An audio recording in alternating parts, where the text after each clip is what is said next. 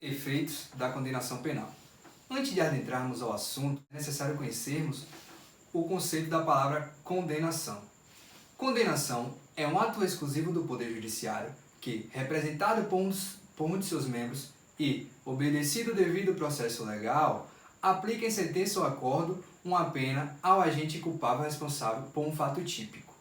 Efeitos da condenação penal são todas as consequências que, direta ou indiretamente, atinge a pessoa do condenado em uma sentença penal transitada em julgado.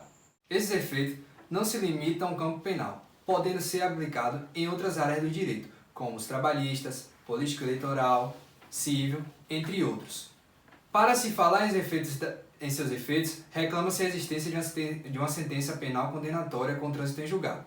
Nota-se, portanto, que os efeitos da condenação penal são divididos em principais e secundários, onde os principais são a imposição das penas privativas de liberdade, restritiva de direito, pecuniária e ainda de medidas de segurança aos semi-imputáveis de alta periculosidade. Já as secundárias, também conhecidas como imediatas ou indiretas, elas subdividem-se em dois blocos, penais e extrapenais. O de natureza penal, o trânsito em julgado na sentença condenatória, geram diversos efeitos jurídicos, como a incidência, a configuração de maus antecedentes, a revogação da reabilitação. Produz efeitos também na legislação especial, com a impossibilidade da concessão de transação penal e da suspensão condicional do processo na eventual prática de um novo delito. Já de natureza extrapenal, são assim denominados, pois incidem em várias outras áreas do direito, subdivide-se em efeitos genéricos e específicos, e estão elencados nos artigos 91 e 92 do nosso Código Penal. O artigo 91 do Código Penal preceitua os efeitos extrapenais denominados de genéricos, os quais recaem sobre todos os crimes de forma automática, sem a necessidade de serem expressamente declarados em sentença, ambos de natureza civil. O primeiro e mais importante efeito genérico da condenação penal é tornar certa a obrigação de indenizar o dano causado pelo crime.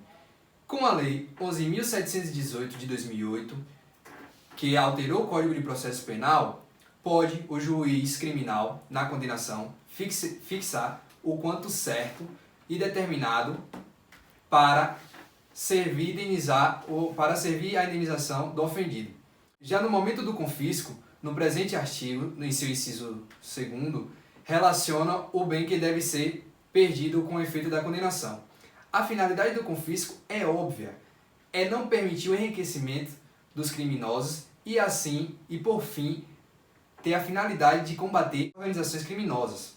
Já o artigo 92 do Código Penal preceitua os efeitos específicos e os mesmos não são automáticos, devem ser declarados na sentença condenatória e têm caráter preventivos, assegurando a eficácia de reprimenda principal, prevenindo a reincidência. O inciso inaugural do presente artigo anuncia os efeitos da condenação de natureza administrativa, como a perda de cargo e função pública e política com a perda de mandato eletivo. Externamente ao Código Penal, observa-se que a legislação extravagante também pode cuidar das consequências da condenação, que, por trazerem previsões específicas e pelo princípio da especialidade, devem ser aplicados à lei de tortura, de organização criminosas, de preconceito racial, entre outras. Bom, pessoal, esses foram os efeitos da condenação penal. Espero que tenham gostado.